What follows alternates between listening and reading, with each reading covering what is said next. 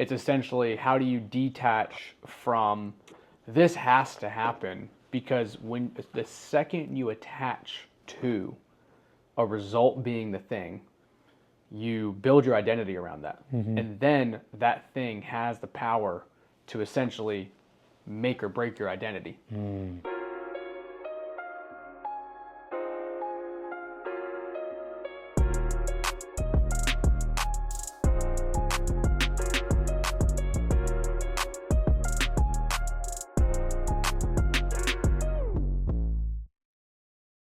My brother, Kyle Ponton. Welcome to the It's Not That Deep podcast, brother. Thank you, brother. Glad to be here, man. Thank you for having me. I'm fired up to have you here, man. You're the cold plunge king, the cold life god, the founder behind the cold life, man. Yes, sir. And I'm just, first of all, I have to say, you've built an elite product. Like I don't want this to just seem like it's some kind of planted ad for the cold life, but I am gonna be gassing it up the entire time because genuinely the best cold plunge that I've been in. Thank you. Means a lot. I want to dive into how you even got into that, and I want to talk about your entrepreneurial journey, and you were doing stuff before this that definitely adds a lot of color to what you do today. And I just want to just talk shit. I mean, on the It's Not That Deep podcast, man, it's really not that deep. We're just gonna have some fun and chat some shit. Love it, dude. Love it. Yeah, I'm down to get into it, man. Thanks for having me on. 100%. So for me, one of the, we met through a mutual friend of ours, Eric Brown, at Coffee and Chill. And I've met you before with Drew Schumann and some of these other people that we kind of run in the same circles, right? For sure. But I want to give Eric a shout out for kind of really bridging that gap with what he's done with Coffee and Chill here in Miami. And what you've done with the cold life. It just seems like such a perfect marriage. It is, man. It is. Eric is the man. He deserves every shout out and props that we can give Mr. Eric. He's an incredible human being. And we didn't really know each other on a deep level, prior to us coming down here. I'd known of him. I'd seen Coffee and Chill. And then, we went to like our first one, met him for like 2 seconds and get a chance to talk. And it was funny because I was kind of like, was he kind of being like standoffish? Like, what was up with that? I was like, just, we were there for a short time, so I didn't really connect. And then we get on a call to talk about like doing stuff to Coffee and Chill. And then just from there, dude, we just hit it off. Like we've been close friends and consider him one of my good friends. And he's just a good dude, man. Just a really good human being. So yeah, anytime Eric brings good relationships to the table, there's always a good, on the reciprocating of that, there's a good relationship there. 100%, man. Never connected with anybody from Eric's side that's not a good, strong homie. You know what I mean? Every single time, it's like a guarantee. And so that's why I love that Coffee and Chill is just an extension of that, and within a greater community of people who, I mean, it sounds kind of crazy if you think about it, right? On a Sunday at 9, 10 a.m., Miami, you think, is synonymous with just a degenerate city of sinning and doing all the crazy degeneracy, right? And that's still happening. No, for sure. It's still out there happening. It's still there. It's still there. But I mean, I think events like that show that there's a hungry community that wants to be involved with wellness, wants things that bring people together that's not just centered around going to a bar or a club, right? And I think the product that you've built, it's my favorite cold plunge that I've ever used, because I feel like, and I'll dive into this a lot, but I just have to get this off my chest. Let's go. Man. Sitting in there in the barrel as opposed to like laying down and or being in like a bigger pool or something like that.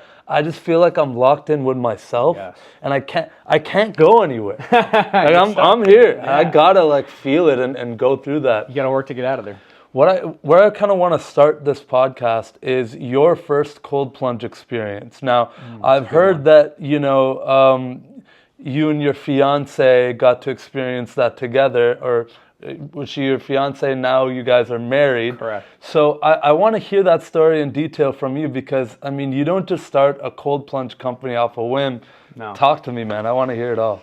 So I started getting into cold plunging. Well, I'll tell you the first time I cold plunged. The first time I took an actual true cold plunge in a cold plunge setting where it was like a designated cold plunge was there's a hotel that me and my now wife Kayla used to go to often, like once a year or so, to kind of like do our little getaway. We lived in Atlanta, so we would drive north in Asheville. It was called the Grove Park Inn. And it's a very infamous hotel in Asheville, North Carolina. It's like where a lot of history lies. If you walk through the halls, it's like a beautiful, beautiful building. But one of the very few places that has had a cold plunge for like a long time, like decades, has had a cold plunge. It's not just because it's in fashion right now. No, it's been like it's been there for a while, and it's actually in this like basement kind of vibe where you walk in and there's stone everywhere, and like you've got essentially this common area where they have a cold plunge, a sauna, a steam room, and a hot tub, all in one like nook, if you will. Nice. And dude, there was one day I was there and I wasn't feeling that great, and you got to do like a day spa basically to get like a day pass or whatever. Okay. And so I paid the day pass to go in there, and dude, I kid you not, I literally went in there and just did like cycling of like cold plunge, sauna, steam room, hot, cold plunge, sauna, steam room, that hot. That contrast therapy. And dude, I did it for like probably a solid like 3 hours. And I kid you not, I came out of there and I was like, what? Where is this? Why is nobody talking about this? Like, this is the best I've ever felt in my entire life. Like, I literally felt rejuvenized. I felt like I wasn't sick. I'd been taking all the medicines. I was taking all this crap. And I had this headache. It was just so bad. And I came out of there feeling so good. I was like, I have to do this more. Like, I need to like do this more often. And that's what like kickstarted my journey. And that's what I really started to get hooked on cold plunging. But then, you know, that was years ago, and it took me on a journey of really discovering like, okay, then it was, you know, what's out there on the market? Where can you find these things? How accessible are they? You know, I was doing ice baths. I was doing cold showers in the winter times. In Atlanta, this is still going on. I just went back home in December. Atlanta's cold in the winter, Atlanta's man. cold, like, man. I'm Canadian, but I'm telling you, it's not that Atlanta cold. got me. I was there last month, and there wasn't any snow on the ground, but it was cold. Well, you missed it by a couple of days because there just was, which is not super common for Atlanta. But Atlanta gets cold. Atlanta gets, in the wintertime, it gets cold. So that's a great thing about cold plunging, which I always encourage people. Like in the wintertime, like, dude, you got pools, you got bodies of water, lakes, you know, whatever. Even showers right now are freaking cold, like, except for Miami. Everywhere else in the country, you got pretty much access to cold water. So that's what we were doing, man, is after that, I would do these big like pool parties with a couple of my friends, and we would put together these just massive like cold plunge parties where it'd be like literally like Sunday morning, kind of like a coffee and chill before it was anything. We just kind of wanted to get friends together. We would show up at a random pool, go up to one apartment pool. They would kick us out of that one because we'd have too many people there. We'd go to the next one.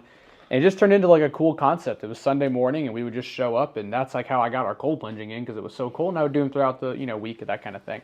But it also, what was really cool about that, because this was in all of like 2020, 2021, 2022, this is when like I started to really see like, wow, like not only do I really love this and do I see like a really good benefit in it for myself, but like this is happening. Like there's a lot of people, like we would put a flyer up on Instagram, just like a little, whatever, like, hey, this is happening tomorrow at 8 a.m. And it would be like, yo, can I come? Where do I park? And it would just be like 100 people would show up. Wow. And so it was like, wow, like there's demand for this. Like people really are starting to wake up to stuff right now. And cold plunging is a big piece of that. So yeah, I mean, that's where it started. And then obviously we grew from there, but that's where I still love going to. Like I said, just about went back home in Atlanta to visit family.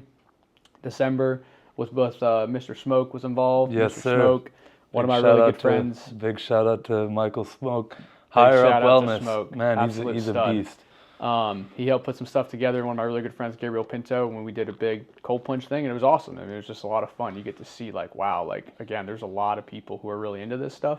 And Smoke bringing in that younger community too, which I really love. Like seeing like 21-year-olds being like, how to like biohack their health is just like different. Like that wasn't happening 5 years ago. I don't think anybody who was 21 was sitting there looking at like cold plunging and sauna and it was going to reduce their heart inflammation over 50 years. Like people just didn't talk about this stuff. No, I definitely credit like the whole Joe Rogan wave of like, the guests he would have on and the Wim Hofs of the world. Like this has been talked about and it's been used in like, traditional ancient like cultures for a very long time.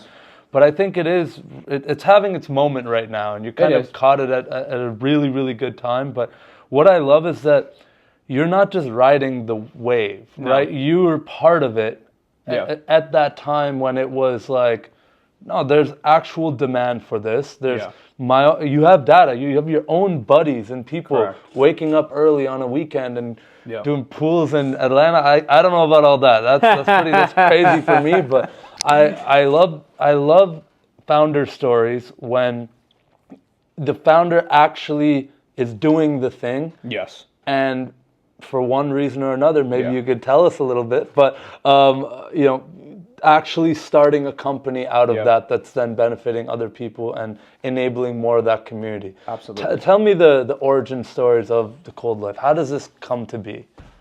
Well, we'd be here for a couple hours if I give the full thing, so I'll keep it summarized. But the Cold Life, I'll start with my side of things. The Cold Life started from a passion. I was doing a couple of different businesses. So I started off with all kinds of different entrepreneurs, but the most recent ones, I had a staffing company. COVID hit. COVID really crushed our staffing company. We were crushing it. We just hired a few people. Like we had really starting to get our momentum and starting to see our hard work pay off. And then Q1 comes and it just absolutely gets shot. So we turned the corner, and I just literally with a friend of mine who was at my apartment complex was just basically we were helping each other out, and he was doing medical supplies. And so at the time we had transitioned because when COVID hit, we didn't really have a lot of staffing. Nobody was hiring. Nobody was looking out there to grow their teams. It was basically how do we basically survive right now? And so a random call happened, and it was hey, do you guys know anybody who can help us out with some masks, for the bank? And we were serving Fidelity Bank, which is a bank in Atlanta. And so that led to a whole new company, whole new everything. And we ended up building a PPE type of a business. And it was a great business. I kind of explain it like the wild, wild west. It was very you're flying on a different plane every other week to go search for inventory, make sure people have what they have. People were doing proof of life videos with pieces of paper that they have gloves, because it just was life critical, stuff that became essentially black market, and nobody wanted to sell anything for the normal price, and they wanted to basically buy it and then mark it up by 100x. Holy shit. So it was crazy. So anyways, I did that business for a few years, but it was very, up and down. You would do a deal and it'd be crazy, and it'd be all over the place. And then there would be a lull period, and then it'd be crazy. And then COVID would come back and that kind of thing. So it was a very up and down business, which I knew was never quite a sustainable thing. And so we were kind of riding that wave a little bit, had no passion for it, didn't care, wasn't a medical supplies connoisseur. We were just kind of in the business and honestly helping out the people that we were already serving and customers that we were talking to. So it was one of those things. And so then I started a company called Defined Remote Care, which we were selling remote patient monitoring services. And remote patient monitoring, in a very simple synopsis, is basically just selling a bunch of technology stuff for people to use in their homes. If you have a heart monitor, or you have a pulse oximeter, or whatever the case may be, then we would take that data and get it back into the patient's chart and see their doctor so they could see it all. And honestly, it was a good business, but I just, even after a year of doing it, I was kind of I don't love this, because it was basically just all Medicare patients. It wasn't really at the heart and soul. I didn't have a passion to go out there and get the heart, this data from people's houses. It just didn't really excite me. And so God intervened like he always does and showed up. And there was basically a whole, transition in this technology that we were reselling. And the private equity firm came in and they were like, hey, you got to cut all your resellers, or change your business model essentially. And so they came to me and they basically made me a small offer and said, hey, we're either, you can take this or we're going to cut you.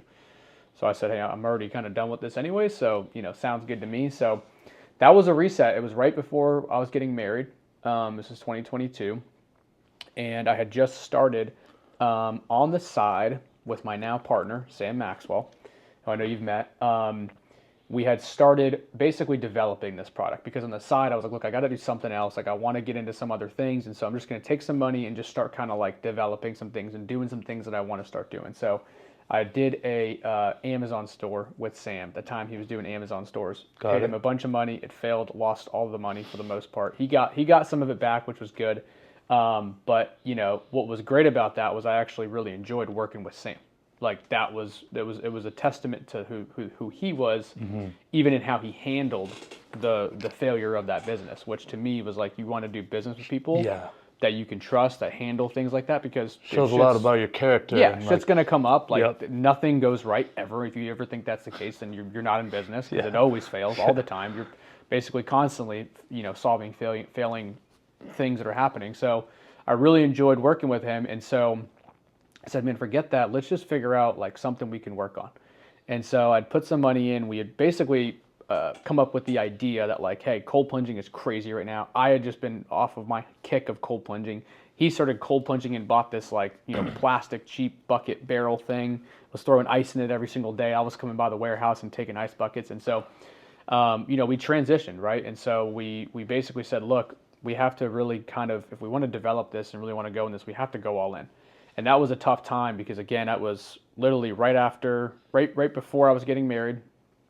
So walking into marriage, without like, I had some money, thankfully. It wasn't crazy, but I had some money, and it was like, all right, like, what's the next thing? Like whatever, like even on the honeymoon, like, and as someone who owns their business, an entrepreneur, you're driven. And so like when when you don't have that thing and you're not there, it's tough. Like it's tough to really, it's important to sit in peace, but it's hard. Yeah. Like it's hard. And on our honeymoon, I remember just sitting there thinking like, man, like, could we really start like a cold, like, could we, like a whole cold, like, can I eat off of a cold plunge company? Yeah. Like, could we like grow that? Is that like a scalable thing? Like, this is exciting, but like, is this a real like business? Like, is this a real big business kind of thing? And so it led to us doing, some research. And that's why I always tell people is if you can do any kind of like market research or data, because that's what kicked us over the edge. We were able to get some tools and see basically that some of our competitors out there in the marketplace were doing really good numbers. And I was like, okay, like, yes, I had a pulse that this was kind of moving, but now that I know things are really kind of like shaking up, like there's opportunity to really do something here. And so went to the drawing board. Literally got a drawing board and was just like, hey, what do we want to build? Like, what do we like about cold plunging? What do we not like? What are the benefits? What's out there right now? How could we differentiate ourselves? What could be cool? What could we grow into? What would last forever? And just started literally just like running through like questions. And then I'm not an engineer. Sam's not an engineer. The other guys that we had at the time were not engineers. And so it really became a problem of like, just like anything, and this is how life works, but you go into something, you don't know the answers to it, and you have to figure out a way to get from A to B. Yep. And it's just like, you just figure it out. And so you go online and you say, how to build a cold plunge, and you start there. And then you figure out, okay, you need a chiller. Okay, you need this, you need that. And then you figure out, well, how do you make that? And how do you do this? And how do you whatever? So we went and hired engineers, hired product developers, hired product designers, went through several of those groups kind of thing, and people and independent contractors to come in and give us advice of that kind of thing. But ultimately, it just really led to us driving that project and getting to, okay, this is what we want to build. We want to build a vertical cold plunge because we feel like a vertical cold plunge is going to be like the best way to do it. Like we feel like when you're sitting upright, you mentioned at the beginning of the podcast, like you're sitting upright, you got access to that breath immediately. It takes up less space. Like it's the natural way to truly do a cold plunge. So we really were stuck on vertical. I felt like there was not a lot of opportunity for like brands or companies or anything like that to really like emotionalize the product. And I could see it was going to get very trendy in that sense. And so if you were going to walk into, a big gym that was super Instagram, whatever, I mean, a lot of gyms these days build their whole aesthetics around like making it very photogenic in a sense. And so it was like, how do we make these cold plunges like photogenic? Like where it was like almost like, even if you don't cold plunge, like you got to go take a picture with a cold plunge. It just looks beautiful. It's aesthetic. Yeah. You could put your own color on it. You could put your own logo on it. Like, that was a game changer for us. And we were really big on, we wanted to do as much American made as we could. And in the very beginning of the business, there just really a lack of chiller resources out there. There really was not a lot of like options, no companies, no real engineers making these things. And so it was a very limited niche, tiny market. And so at the time, China was making all these chillers and supplying all the like white labeled cold plunge companies. And so you had people in their, high rise in Miami that would just be slapping a, logo on a little blow up and a chiller, slapping it, putting it on a website and running ads on it. And that was how, and they were just drop shipping from China straight to you and selling these things for thousands of dollars. And so that was a whole market. And so we took those chillers And we said that was the only thing we could get. And so we put our logo in the chiller. We brought them in-house, tested them for like almost 30, 60 days, had no issues, and was like, hell yeah, like these things are great. Like fucking let's ride or whatever. Of course, then we order like 100. We order like, those are working, we do fine, but order 100 more. Yeah. And then they all start to fail one by one by one by one. Everything. I mean, just like they have these stupid little like, you know, whatever, vacuum pumps in them that were built like crap, and they would start to leak and fail. And so it was a very like, it was an amazing learning lesson because I don't not believe all the way that you can't make anything in China. Like, I mean, we talk about it a lot, but like all of our iPhones, and there's plenty of goods that are made in China that end up actually being, you know, good products, but there's a lot that aren't. And a lot of times China takes the shortcut on product. That's kind of the MO in that manufacturing space, unless you're kind of like there, you own your own stuff there, you're the quality control can be yeah. So when you're just kind of buying off of like a contractor or whatever, and they're connecting you, and you get this manufacturer, you lose a lot of quality. And so we experienced that, and we went through almost to this day. I think I've got like 2 buddies. I got a chiller left from that, and it still works. I don't know how. I say it's because they get out there and they pray over it or something. I don't know, but every single customer we've had to replace with our new chiller. And it took us about almost 18 months, but we went and found the right engineers, the right team, the right people, and actually went out there and put together all American-made products. So wow. We sourced everything American. We put it all in there. We did all of our own quality control, all of our own engineering, all of our own everything. And basically was like, I want to make something that like not only is going to last a long time, but that we can stand behind. We're providing for American jobs. Like, it's an American company. Like, that is truly what it is. Like, there's a lot of American workers who eat off of when someone buys a cold plunge. There's a lot of people who eat off of that. And so that was a big vision for us, and we finally got there, and we've now had pretty much almost all American-made products now for going on close to 2 years, coming up on 2 years, which we're super proud about, which is really like hard to do and difficult to do, and maybe it makes the product a little bit more expensive than some of our competitors, but I mean, we get the calls every single day of challenges and support failures, and them leaking and failing and causing, you know, someone's basement's fully flooded because the chiller leaked and all this stuff. And so we feel really confident about our product, which has given us, you know, when you feel confident about your delivery and your solution, it kind of gives you that, you know, that confidence. Yeah, then really, the sales kind of does itself. It does itself. And when you have a product that is of quality that you can put that stamp behind, the brand speaks for itself then. Yes. You know, and your customers like will get you do so much more marketing in the good sense of it than the opposite, where it's like, I spent thousands of bucks on this nice, beautiful product that I was promised the world, but it's leaking in my basement. Like, that negative review could cost you a lot more than.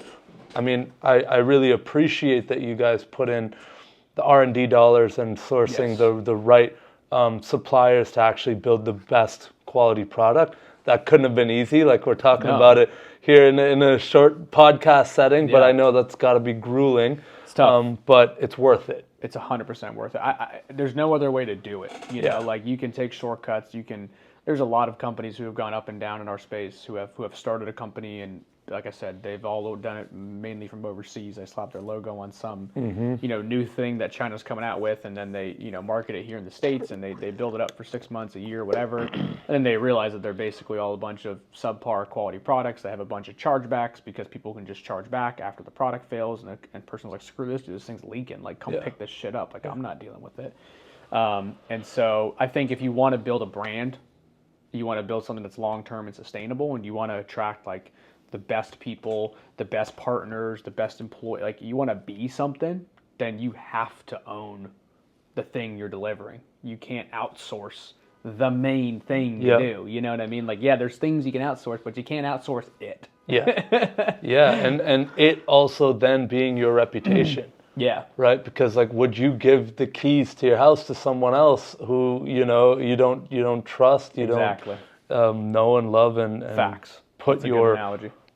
Like, you're putting your name on this. Like, this is like, and that, I don't know about you, but for me, man, like, business is all relationships. Like, and that's everything to me. I would rather, if someone has a bad experience with our service in any type of way or anything, I'd rather, no questions asked, give you full refund and like, you take your money back, because I don't want to leave a bad taste in your mouth. That has cost me a lot more than whatever this little hiccup was. And you know what? When you have that energy, most people don't even want the refund. No. They just want to be heard. Yes. And so I think you've done a really good job with that, and I salute you guys for what you've done there. I want to go back to, you're talking about being on your honeymoon, not knowing which direction you're really going to go here. Man, I just got to say, that's the mark of a true entrepreneur, when it couldn't have been easy. You probably didn't have as much money in the bank account as you wanted. And then you had to take serious risk going all in on this thing. What I want to kind of talk about a little bit with that risk, because I think the listeners will get some value from this, because for me, I always hear two different ideologies when it comes to like being successful in business. And I think there's many ways to skin a cat, so to speak. But some people talk about, the Gary V's of the world are going to tell you, go follow your passion and make that your business, right? And then, I can't come up with another entrepreneur right now, but someone, the person who invented the zipper, who you've never heard of, who's a silent billionaire, that person will tell you, like, I'm not passionate about zippers. Like, it's just like this widget that I can sell billions of, and it worked, right? And so, where do you find yourself on that? Because being involved in, B2B and all these other businesses before that maybe you weren't so passionate about. Correct. How's it contrast now to actually doing something that you really love and care about? What are your thoughts on that? Yeah. It's such a good question, because I think, to start with, I think there's a million ways to skin a cat. And I think if you want to, you can go pick anybody in history that's won in life or business or anything you're trying to do, and you could basically argue or justify, really both sides of that coin, and say, hey, no, you got to be more practical, and you got to do the things that there's data behind, et cetera. And then you got to say, no, if you just stick to your passion, it's true, it's genuine, it's real, then you're going to make it. I think, to be completely frank, I probably lean more towards the practical side.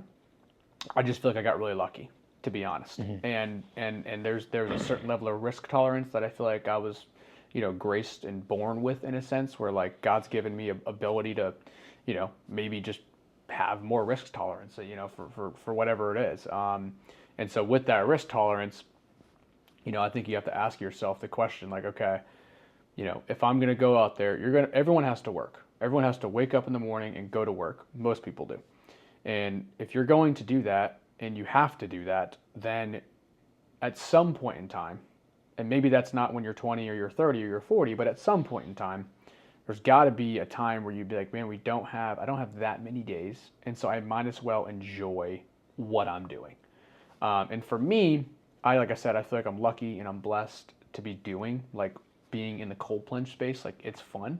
But at the end of the day, man, I think that men are built to create substance in their life, and that as a man, you have a duty. This is speaking more to men than it is to women, but as a man, you have a duty to go out there and fight and kill and hunt. I mean, that's what is in our DNA. And I don't think that's supposed to be all the time passionate. There's no passion per se in having to get up and go fight and win for your family or go win for something. And so even in this cold plunge business, again, I'm grateful for it, but it's like, dude, 97%, and there's a lot of fun things about it, but 97% of the stuff that I deal with, most people don't want to deal with. Yeah. It's not that fun. Like operations and insurance and manufacturing and supply chain and bills and yada yada. And accounting and finance. And that's most of it. Yeah. I mean, that's most of it. And there are some amazing fun things about it, and you get to see the impact that you're having. And so it does drive me like, dang, like we get to see our reviews, we get to talk to our customers. Like I see the impact it's having, so that fires me up. But like it doesn't change when I wake up in the morning and I have to go to work. Most of the time, my inbox is a list of problems that need immediate attention that nobody else really wants to deal with. Right. So you have to figure out. You have to deal with those problems, and then you move on. and maybe you get a sliver of attention to try to focus on some future things, and maybe you get a sliver of attention to really kind of be in the moment. But like I said, I think that's, in my opinion, if you're going to be like a winning operator in anything, whether it's cold plunging, delivering the best media company on the planet, like you are dealing with the problems of the business. And if you can't get used to dealing with problems, then I think you're going to fail regardless. Doesn't matter if it's the most passionate thing you are in the world or not, but I think you will struggle significantly if you can't get over the hump that there is I like to use the word substance a lot because it's been meaningful to me, that word of just like there's substance to the thing behind what is being built all the time. There's substance to a man, and when you see his habits, you see his daily disciplines, you see what he's about. Like there's a substance to that person that I think is most of the time not a passionate thing. And so I lean more on the pragmatic, go out there and win and be a freaking man of substance. And once you become a man of substance, you then get options. And then in those options, you may be able to choose something that is in more alignment with like, this is the shit I actually resonate with and want to do. But if you don't build the substance first, you're going to likely, in my personal opinion, you will likely fail at the passion element of it. And this is just my opinion, to take it for what it's worth. But my opinion is that most of the people that I know that have tried that or gone down that path usually fail because they lack the disciplines or the requirements, the substance to really push through the other side of those things. And a lot of the people that I know, like who went and worked corporate America or were working very disciplined jobs and who built an actual regiment schedule around like, becoming just a normal operating adult, until they were 25 or 30 years old, end up from what I've seen, end up doing really well because they have like, they're kind of used to like, okay, I have to produce, I have to do things, like I'm responsible for this stuff. Whereas what I see a lot today is a lot of entrepreneurs that are just entrepreneurs, and it's like, they're not used to a boss. They're not, a lot of these entrepreneurs, bro, especially around, they need a freaking boss. Yeah. They need a boss. Yeah. They need they need a coach. They need a boss who's like, hey dude, it's freaking 11 p.m. How about you go to bed? Yeah. How about you go to bed? Some life management skills before even like, you hit all this money in your bank account and now you just feel this ultimate freedom. But then I see it a lot with some of these Gen Zs and like, I mean, I could talk about that forever, but it's tough, man. Yeah. It's tough. So that's my opinion on the passion. I think it's a really good question because again, I do think you can really get out there and make it, and Gary Vee will kind of promote and preach that. But yeah, I'm much more on the like, go build your skill sets, go become a man of substance, wake up early, build your disciplines, build your habits, go through the crap. Go through stuff that sucks. Go through pain. Yeah. Because at the end of that, you basically have options. Yeah. Like you could wake up and be like, okay, I want to go do this. Yeah. Because you now have the grit and fortitude to go through that thing. So yeah, that's my 2 cents. I resonate with this hard. And for those who don't know, like we've never actually hung out. We've seen each other a few times, and I just love your vibe, your energy. We've always had positive interactions. It's always been great. But to tell you a little bit about my story, I worked a 9-to-5 job for the federal government of Canada. Out of college, me in a cubicle under the fluorescent lights, like, in that rat race, hating it. I wanted to put a bullet in my brain. I hated it, right? But no, it actually doesn't. I'm very grateful for that, how much I hated it, because it made me want to do something else. And I always knew that I wanted to be in business and have the freedom, and I thought I wanted to be like a digital nomad and travel and all this stuff, right? We've all read 4-Hour Work Week, and we just think that like this is awesome. This is it. Like, this is the only way, right?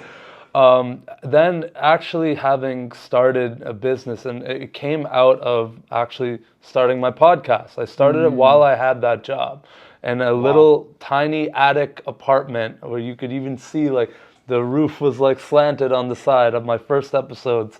Wow. I'm so proud of that though, because I started the show when I didn't feel that substance about myself as a man yet.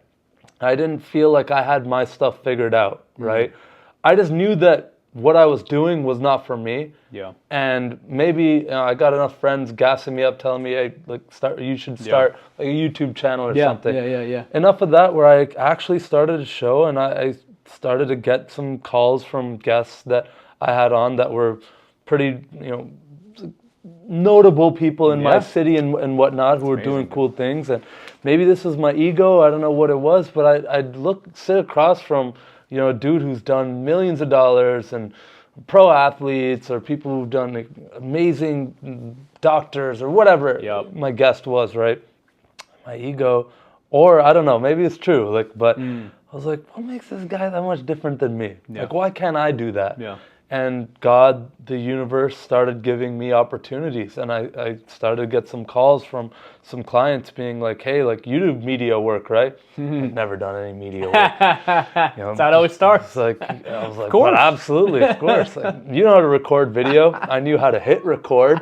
That's about it. You know how to do sales, right? I didn't even know what sales was, But my first deal ever, I get a deal with the city of Ottawa, where I'm from in Canada, a government contract with the Ottawa police, and my first check ever is $12,000 a month, and I was like, this is way more than I'm making with my job. Wow! But it was not a repeatable business by any means, so I just felt like I got to do this thing, but I don't have a business. What is this?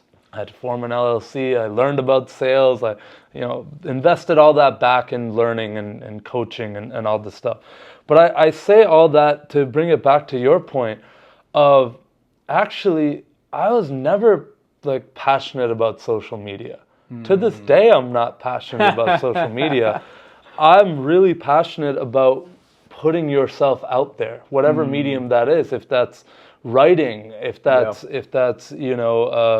podcast, a YouTube channel, something. It's never been easier if you're looking for some kind of something to do, to put that young energy and that passion, I think, can translate into business. But you asked me today, man, completely agree with you that, no, man, 90% of the shit that I do sucks. It's not fun. It's actually really difficult. And so you don't get to see that on Instagram. No. Like, people don't get to pop the hood and see, like, they see the yachts and they see, like, oh, he lives in Miami and he gets to meet cool people. And sure, this is a slice of my day. I love this. Exactly. I could do this all day. But what you don't know is that, like, I'm freaking out about, I hope those cameras are recording right now, and I hope my editor can get this chopped up between this time and all the thumbnails and all these. I don't enjoy any of that crap, bro. I actually hate it. Like, and I'll be completely upfront. Like, one of the reasons I started a social media agency with my amazing business partner, Jamie, is because I hate it so much. I realized early on, like, I don't add any value to me being the one recording or me being the one editing the thing or anything like that. So there's no passion behind that. But it allows me to do this, which to me connects to my deepest why, and my purpose is realizing my potential and speaking with other people who are doing that. So not to go on a tangent about myself, this podcast is not about me. No, I love that. But amazing. I think it's important, like, while we're recording this conversation, whatever, like, I want you to know a little bit more about me and where I come from, because, dude, I relate heavy. Yeah. Well, dude, going through that for 6 years at a government job, like, maybe you weren't, sitting there with like KPIs, sitting there to produce. Maybe that wasn't the culture, but it's like you had a job. You had a boss. You had to wake up early and commute, and you couldn't be like, oh, I'm showing up late. It's like, no, that didn't happen. You had to show up on time, or else you were reprimanded and then fired. Like, that had to go. You had to build that, like, baseline of a responsible adult. And I do think that's a lot of what is missing in the people searching, for answers and purpose in life kind of thing. Is it's like, I don't think it's hard. It's hard to get anywhere in life without a baseline. It's really tough. So it's like, go as fast as you can at getting a baseline. Like, as crazy as it is, go to boot camp. Go to the hardest job. Like, there's a reason why these guys who go to, like, these big, consultancies, and they go work for, these real big, corporate America consultant companies, and they come out like machines. because they're literally like almost 12-hour whipped days. like slaves and they're working, producing. They're on their laptops for 12 hours producing. So it's like they come out and start anything. Like they're going to have a different set of like work ethic and like, yeah. Like they'll knock out in one day what like an entrepreneur guy who comes out of college who's thinking he's whatever, what will knock out in 3 months. 100%. In a day, they will be like, done. Yeah. And it's like next, it's like, whoa, what was that? Yeah. It's just like that baseline discipline. So, and I didn't go to college. I didn't have all that baseline discipline. And so I feel like my journey was actually like, I got all that like the hard way. Like I got all that failing. I got all that going through the shit. Like I got all that with my own risk and then taking my own problems and then dealing with that and the consequences of that, failed businesses, debt, loans, like I've dealt with the repercussions of not having the baseline. Now I'm at a point in my life where I have a really good baseline. I have my habits dialed. I have what I do every day dialed. I work. I output. That's the main part of what I do is I'm primarily working on this business. So it's like that part in my life now I'm so grateful for. But it's like had I just done the baseline thing for, man, instead of taking 10 years, take me a year, 2 years, 3 years. And maybe even lowering the ego when I was younger, and going and like working for somebody else, whatever the case may be, probably would have got there quicker because when you go out there and start your own thing, now you're like, you've got it, you're there. So, but that's not how life works. Life's never perfect. You can't retroactively go make decisions. And so you're dealt the cards you are, and then you play them and you make them the best you can. What role does faith play in all that for you? Yeah, I know you're definitely a faith-based man. Absolutely. Let's talk about it. Faith is truthfully everything to me. Faith, without faith, I would be in a very difficult spot in life. Maybe not even here. Who knows? I think faith is at the core of not just who I am from like that's really important to me because it is very important to me and I practice my faith. But I think that like who I am and how I operate and what I do in this world is centered around a core pillar of faith. Because in that sense, for me, it's like I believe God gives everybody talents. God gives everybody gifts, specifically gifts, and that they're born with. And those gifts can be developed. Those gifts can be used. God gives us callings. God gives us opportunities to use those gifts. And it takes, on our side, it takes a lot of courage to really listen to that because a lot of the times, honestly, most of the time, it should feel a little bit like resistant. It shouldn't. It's a little tough. You're really like, should I really do that? Like, is that really what you're like? Yeah. Okay, like it should feel like that, and it takes a lot of courage to take that step. And so I live in that. Like I love living in just like, God, what are we doing today? Like, tell me what it is. And it's just like, it doesn't matter if it looks good to the world or it looks good to the business. Like, I'm not looking for outside seeking approval. I'm not running around looking for the approval of yada, yada, yada. I'm looking for his approval. Mm-hmm. And when you look for God's approval, it allows you to operate differently. Right. Because you're not searching for answers and confirmation. You're just listening, right? You're very like in tune, right? Mm-hmm. You're having that conversation with God. And so, yeah, I think without it, man, I don't know where I would be. It's the core baseline of not just what I think is important, but also just like how I operate, how I flow, how I move. I'm constantly thinking, what should I be doing right now? It explains why so many people are so lost right now is that piece is missing, yes. Right? And it's not sitting here telling anyone what they should or shouldn't do. I'm not coming from a place of judgment.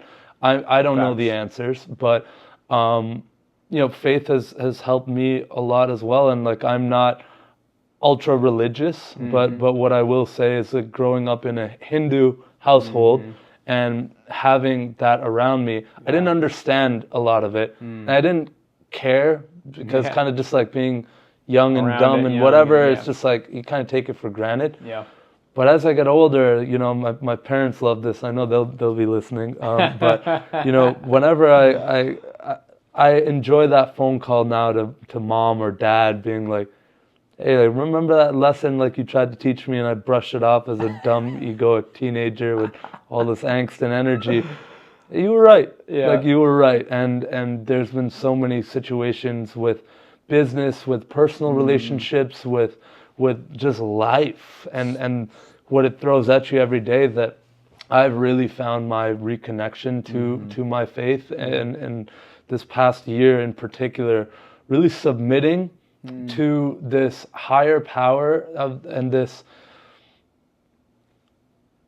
looking for the right word, like not like lack of control. I still believe that I have a certain sense of control over like how I can respond and react to things, but almost letting go of this like magical hand guiding me and seeing where that takes me, and not having so much ego that I think it's not possible that there is something more guiding me, and almost submitting to that truth. And when I pray now, and when I ask for anything from that higher power, it's coming more from a place of like, give me the strength to let go. It's almost like this, like, what do you call oxymoron? You know, where it's like, give me the strength to let go. But that requires strength, and that's kind of what you're talking about. Yeah. It's that courage to listen to that and have faith. I explain it in like a way of like detaching from the results, but attaching to God. That's how I explain it. That's my like version of it, meaning like, I think a lot of people will call that like process. Yeah, because you can still like, you know, conceptualize it. Correct. Without, if we're not talking God, religion for a second, Correct. But that makes a lot of sense. Exactly. That's Kyle's way of conceptualizing it, but like, it's essentially, how do you detach from this has to happen? Because when the second you attach to a result being the thing, you build your identity around that. And then that thing has the power to essentially make or break your identity, whatever it is. And we do this all the time. And that's why, like, you know, speaking more about, you know, the Christian faith specifically, that's why it talks about a lot in the Bible about don't make other things your idols. But this is very applicable even if you're not a Christian or you don't practice faith. Like, when you make anything, a girlfriend, a video game, a business, a relationship, whatever, when you put it on a pedestal, it will fail. Something along the way. The expectations are not going to meet you at some point in way. And then when the more and more and more identity you have built up in that, when that happens, the worse the crash, the worse the failure is. And so whether it's the business, I mean, we've heard all the stories of all the wealthy billionaires who are super wealthy, but they're empty inside, right?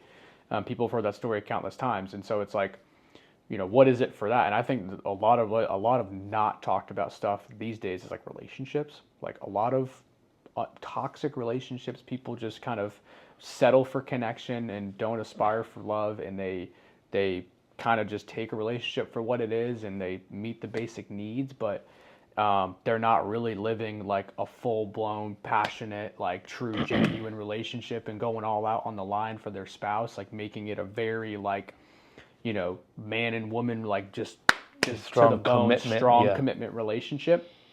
And you're using, I think a lot of times people can use a relationship as a crutch, you know, and then you kind of lean on that and you lean on that and you lean on that. Oh, it's just my other half. I've always found that like a weird thing to say, like my other half. It's like, well, wait, aren't you two wholes? Aren't you supposed to be two? Yeah, that's such a good point, bro. It's such a good point. I preach that a lot, like just talking to friends. Like for me and my wife, the way we did it, we did not live together before we got married. We did our best to absolutely practice abstinence, because to us, those were things that basically were the gifts that, again, I believe God gives you in a marriage. And there's so many, it's like, again, you could go on all the spiritual stuff, like, okay, there's a lot of spiritual stuff in that, but just remove all the spiritual stuff. There's so much practical stuff, and just like living separate and not moving in with your girlfriend like so early, and like maybe not having sex all the time, because it's like, well, maybe you just like having sex a lot. Is it possible though that when you're like 62, like that's going to be the same, you know, thing? Like there's other parts of life that matter a lot more. How are you guys going to raise your kids? What are the values you want to teach? Are you actually aligned on the big things? Are you aligned on the big things? Such a great way of saying that. Like if you're not aligned on the big things, man, that's going to be, and people, but believe it or not, man, a lot of people don't ask those questions. Like they just, again, that's, in my opinion, sex sex and living together, cohabiting together, blur a lot of lines. It doesn't mean it's impossible. Like, I've seen couples do it and make it. I'm not saying that like that's the worst thing in the world, but it just blurs lines and makes it harder to see clear. It makes it very difficult to just see a clear pathway of like, this is a good human being who I really like, who I very respect, who blah blah blah blah blah. But it's like, or you just really enjoy having sex because it's so powerful and it's so good that you're like, that's really good. I'm going to ignore all these like yellow and beige and red flags because the sex is really good, or she pays half my rent, or like whatever. It's like, dude, it's just, it blurs lines, man. It's tough. And we see so much of that in the Western society in particular. You see it; it's very prevalent. And I'm like, again, no judgment. There's no judgment on it at all. If that's the path you want to take, just don't lie to yourself and all your friends that like, no, man, like, this is your true soul bond, monogamous connection for life, till death do us part. Exactly. Just don't lie to yourself or your friends. Like you know. Yep. Like Yep. And there's down. Seasons of life too. I tell the people all the time, like, look, there's no, you gotta go through that right season and you gotta be ready. No one should be jumping into marriage, should be jumping into relationships. Like, you gotta, I truly believe, really become as whole as you really can as an individual before you even start entertaining. I really appreciate those insights, and I actually, I'm getting out of a relationship myself. I've been in for the last 2 years. I have nothing but positive things to say about that person, and I love her to death. Amazing human being. And I'm not about to get on this podcast and say anything like that, but you talked earlier about going through pain and like actually sitting with that. And I actually do think that that's an important, thing that is not talked about with men a lot. Is I'm all for stoic ideologies of, being able to sit with that pain and not let it dictate and run your life. Correct. I think that's not a skill that a lot of men are taught or that life has taught them yet. And so I see a lot of that in this world that we live in. And I want to hear your thoughts on like, people who are going through pain, whether it be a breakup or failed business or just something not working out the way that you thought. How do you pick up the pieces as you have many times in life and like pull yourself up and like get back to it? I mean, it's hard. There's really there's no one size fits all on that answer. I've done it many times in my life. I've been through different failures of businesses, relationships, those at the same time happening, all kinds of stuff. And so I think, look, for the times I've had it, I've struggled. It's been very hard. You kind of go through, I've been through, when one business failed, I remember being very just like depressed, just being very depressed, like just not really knowing like, what do I do? Like, how do I provide? What are the next steps? Being worried about money, being worried about just everything. And I think truthfully, man, that, it goes a lot of stuff in my life goes back to faith, but there's a lot of practical things as well that come out of the faith that I practice, which is just like, dude, do you cold plunge? I'm sorry. I had to. That's good, bro. It's cold plunge, dude. You'll be fine. Just cold plunge. You'll be fine. No, but I think you actually... Promo code in the description. Promo code. Let's go. Deepak 250. Sorry, man. Sorry. No, but I think, honestly, bro, you explained it really well. You don't want to let those feelings dictate your problems. But I do think there's... almost like a self-analysis, like, hey, like, you did get here, right? And just because you failed, and that does suck, and that's a part of life. I'm a big believer in, Jocko wrote a book about extreme ownership, but like, extreme ownership is a core pillar of, I think, of my life, and I think it's an incredible, like, just wisdom tool to use, because the more you can look at anything in life, and you can say, okay, how did I get here? And what did I do to get there? The better and faster you're going to get ahead in life and avoid making that same mistake you just made. Yeah. And so I think, if anything, it's hard, it's tough, it's difficult, it's very challenging, and there's a very emotional, in those seasons of life where you're just kind of like stuck. But figuring out like, hey, being real with yourself, like, hey, what did I not get here? Like, what did I miss? And there's maybe it was the partner, maybe it was the business, maybe it was, maybe you got too excited too early, whatever it is, there's something that you got to learn from, and then take that lesson and just, dude, it's just hard, but you just got to get back out there. I mean, that is as crappy and as simple as it sounds. Like, you're not going to make it just, sitting inside. And I mean, I did it, man. So I've been through it. I know there's seasons where sometimes you're just like, I don't want to deal with it. I don't want to handle that. That's a hard problem that I don't want to face right now. And you kind of just don't. And I've been there before, but it doesn't get you anywhere. And I think there's a really healthy, I'm a big person on therapy. I've been to therapy for literally a decade. I always go regularly at some point, whether it's online, whether it's with certain people, therapy and like coaching, like personal development or just like performance coaching, like making sure that I'm dialed and I'm actually operating the best I can. I'm a big believer in really both of those tools. But yeah, I think therapy in the sense of like, especially when you're diving into failures, there's a lot of like, just again, a lot of that self-attachment there that you get. For myself, my problem is I'll attach myself to successes. And then I become the successes versus I become me. Wow. Meaning like, okay, if the cold life failed tomorrow, would Deepak still like me? Like, is he still gonna be my boy? Like, are we still gonna hang out? Like, that becomes a hard, thing for Kyle to deal with. I think everyone probably deals with something generally like that deep down, is they attach themselves to something, whatever that thing is, and then that thing goes away, and they're left with like, shit, like, am I really this guy? Am I really this business guy? It goes back to attaching your identity to that outcome, right? It really, like, it's so clear. And I guess the tough thing about that is that there's not this 30-second, clip of something we say here that's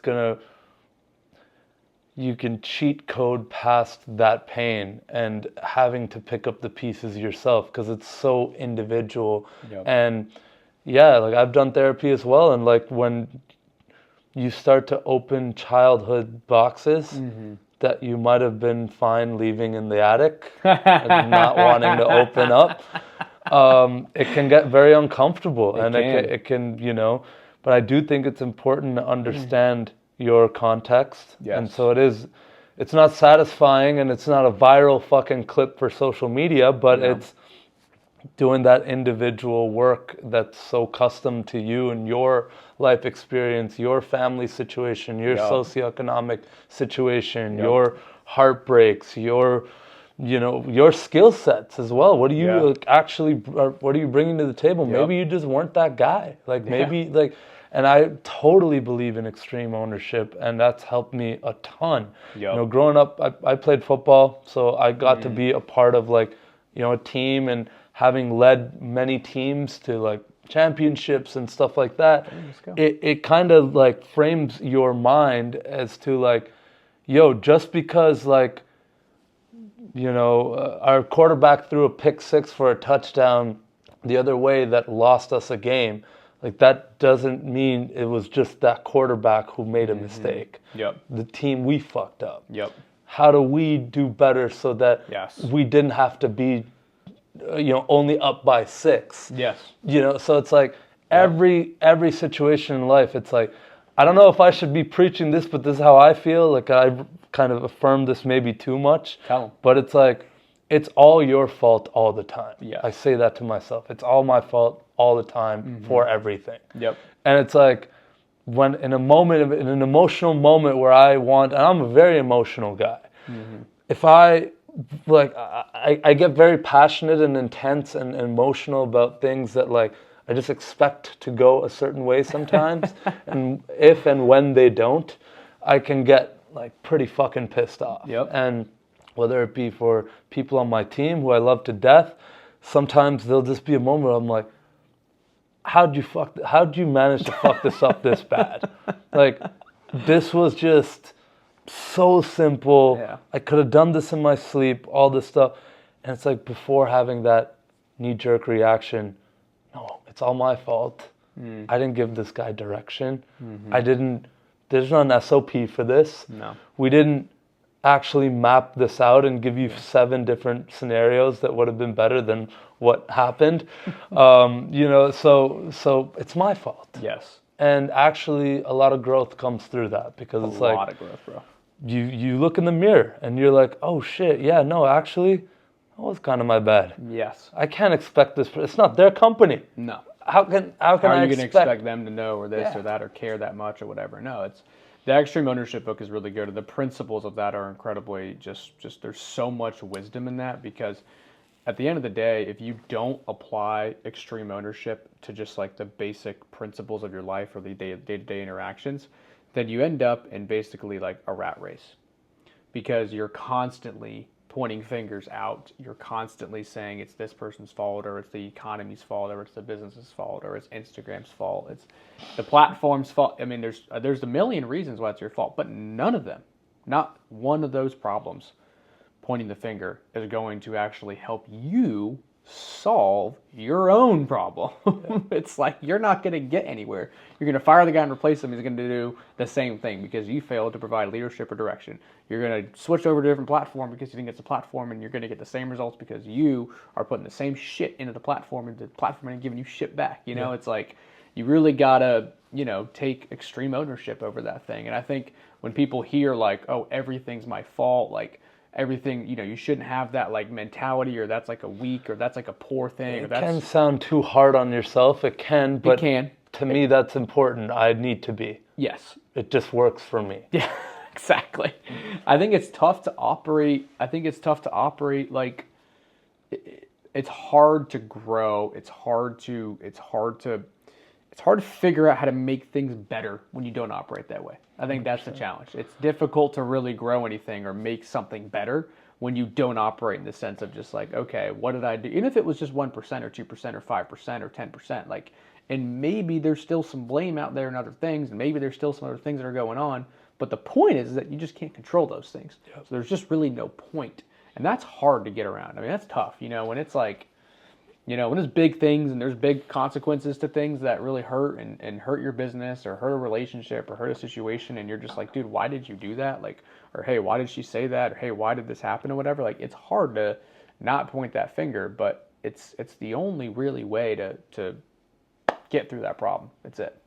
When you were talking about the chiller issue from China, like, I can relate with that for my business as well, because so many clients and friends and just people I know have been sending me so much stuff about this TikTok ban. And when Jamie and I started off, TikTok was the main platform we were posting on and having a lot of success on.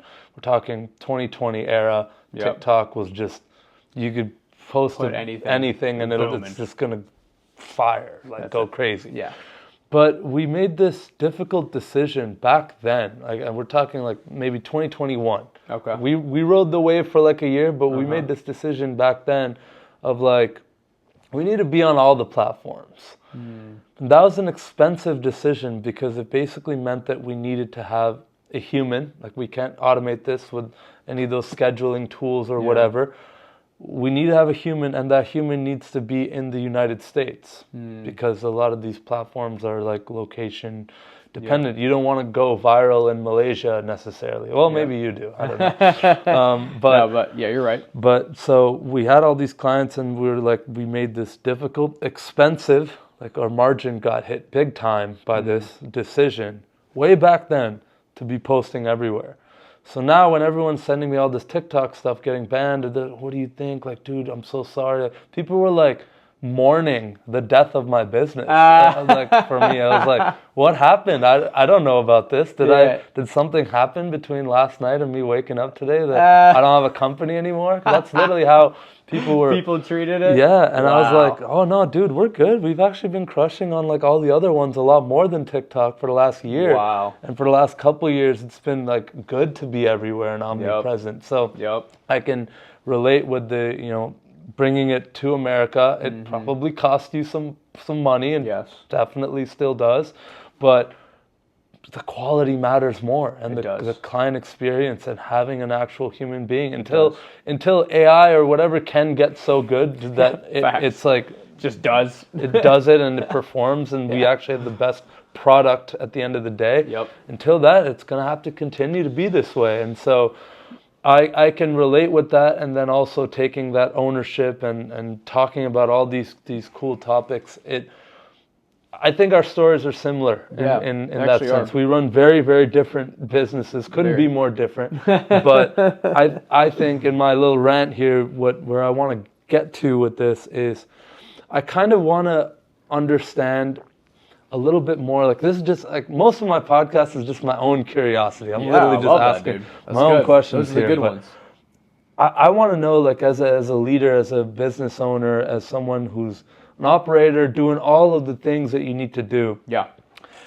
How do you balance the community aspect and the marketing and the branding side of things with more of like the logic, reasoning, numbers and P&Ls and balance sheets, and like actually like the cold hard business side of it? How do you balance the two?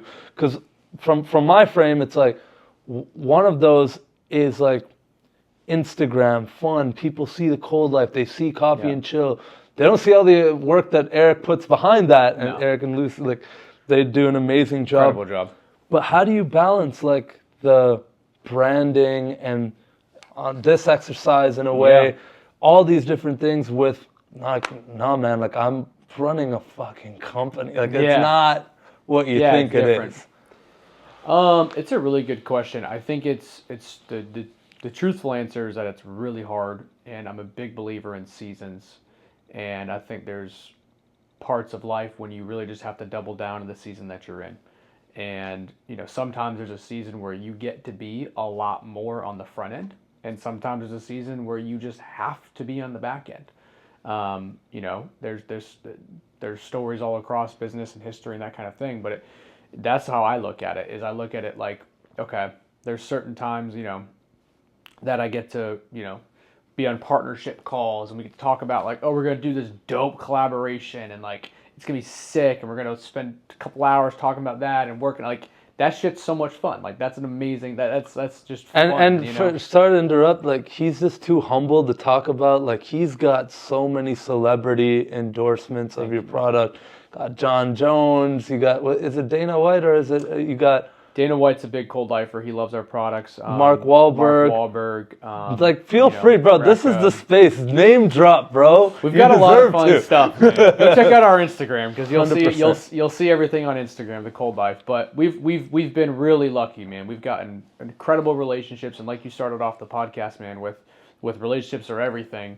In this, it doesn't matter what you're doing. Relationships are everything. We would not be doing business with these types of people if it wasn't for the relationships. You take care of one person, they take care of the next person. You know, we get, I mean, just an inbound, and that world's all connected. Everyone, you know, you're not that far away from really anybody in life, right? The 6 degrees of separation. But when you start getting into those worlds, you're actually like, it starts going down. Like, you're actually like 2 degrees away. You know, you're actually like 1 degree away. Like, when you start talking about the most powerful people in the world, those people, they're 1 degree away from like anybody they need to get a hold of. Like, they're getting a hold of that person, you know?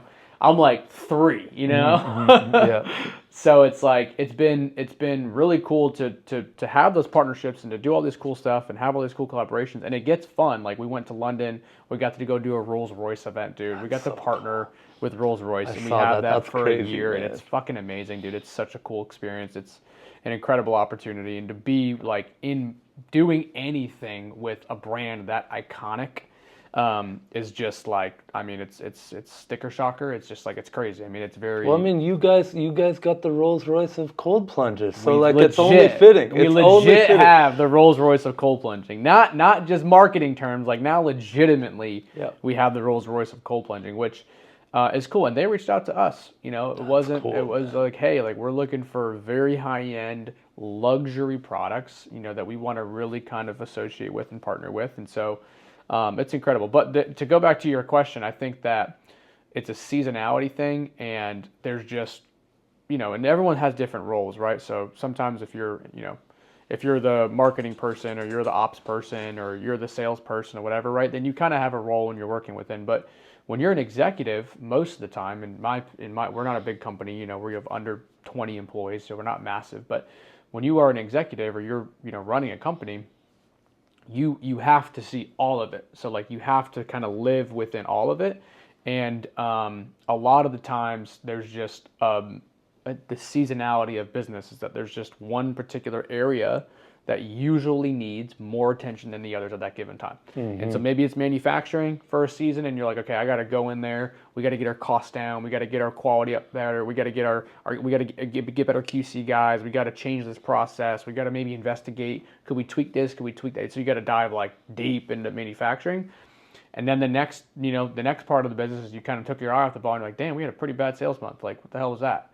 And you're like, okay, hold on. What are we doing in sales? What are the campaigns we're running? And you start getting into that world and you're like, okay, well, what do we do to solve that? Do we need to hire anybody? Do we need to do better training? Do we need better marketing? Do we need better whatever, right? And you start kind of going into that world and you start solving those problems. But it's like, I think at any given time, moment, day, season, week, month, season, quarter, whatever you want to call it, there's typically something that needs more attention than the other. Right now, there's a lot of things that are important in our business, and I've made the mistake many times of giving the wrong things the attention that they need, and then paying the price for that because you're letting something else suffer. Right. That's in my opinion, it's like how good you can be at knowing what needs focused is how the best operators win. Because at any point, anybody can make an argument for this needs energy. Everything's on fire. Every department's going to come to you and say, I need this. Yeah. You know what I mean? Market's going to say, we need this. I mean, everyone's going to have a demand that they think is the most important. And it's your job to sit there and say, okay, what's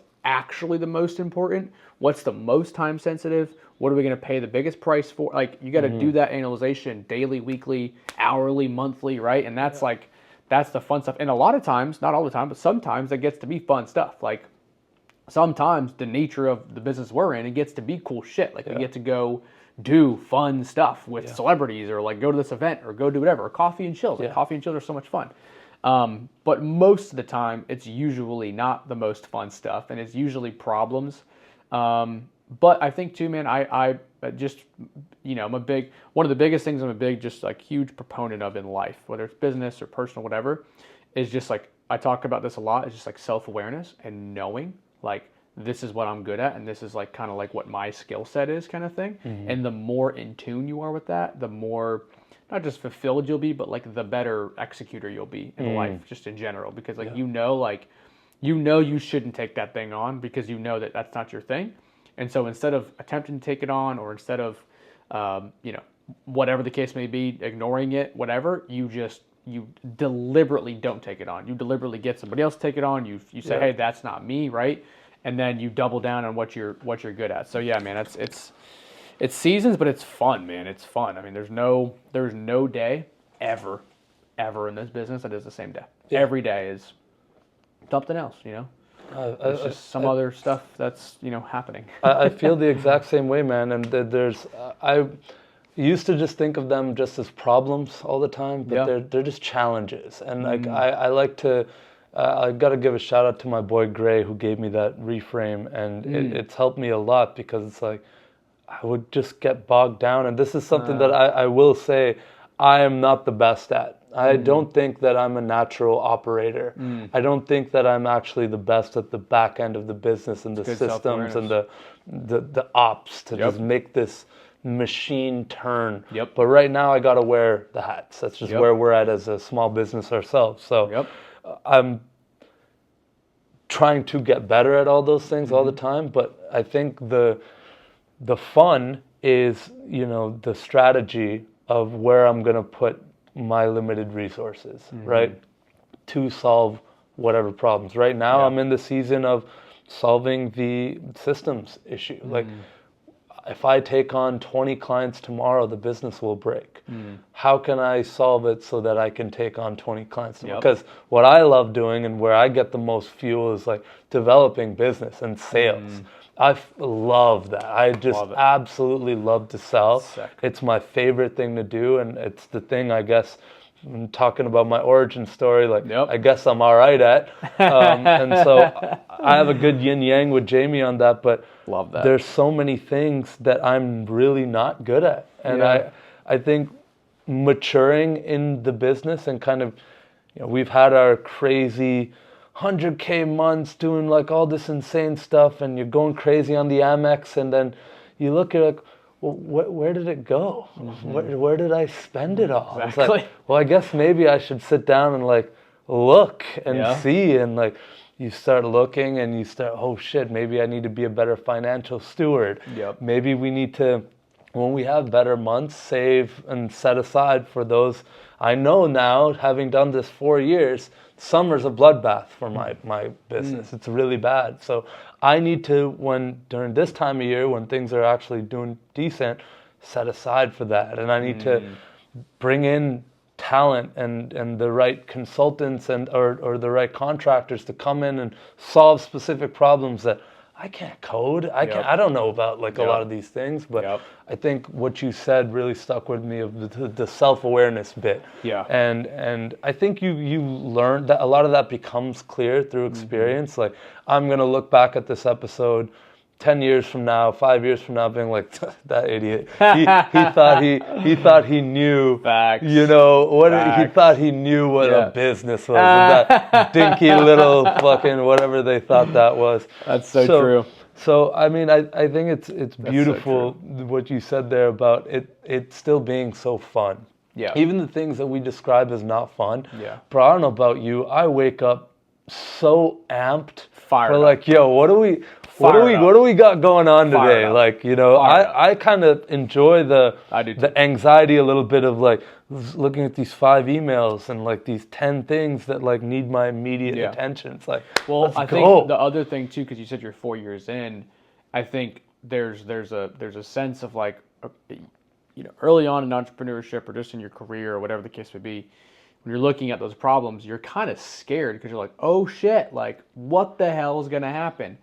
But then eventually you just go through enough of those emails and enough of those problems and enough of those challenges, enough of those things come up, and you always know you're going to get to the other side of it. Yeah. And so you're kind of like, all right, like this is going to be fun. I cannot let this like overshadow, like disrupt my energy and my aura and how I interact with my fellow human. Absolutely not. But earlier on in the business, it would be like, war room, everything's fucked. What do we do? Freaking out.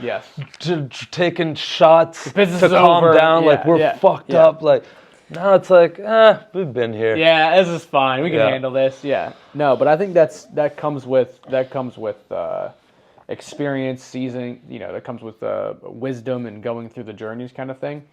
But I don't think that it comes without its.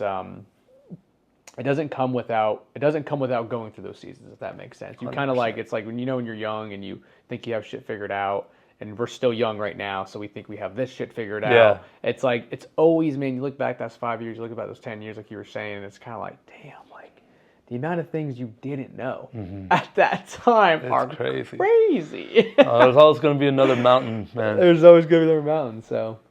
Man, we've been going for a while, but I could do this for hours. It's so fun, but I do want to wrap it up with a few questions I really, really wanted to dive into a little bit with you. Let's do it. What's been the impact of Tony Robbins in your life? Like talk to me. I don't know exactly the story or how you've been involved, but talk to me about what Tony's done for you in your career. Well, that's an amazing question.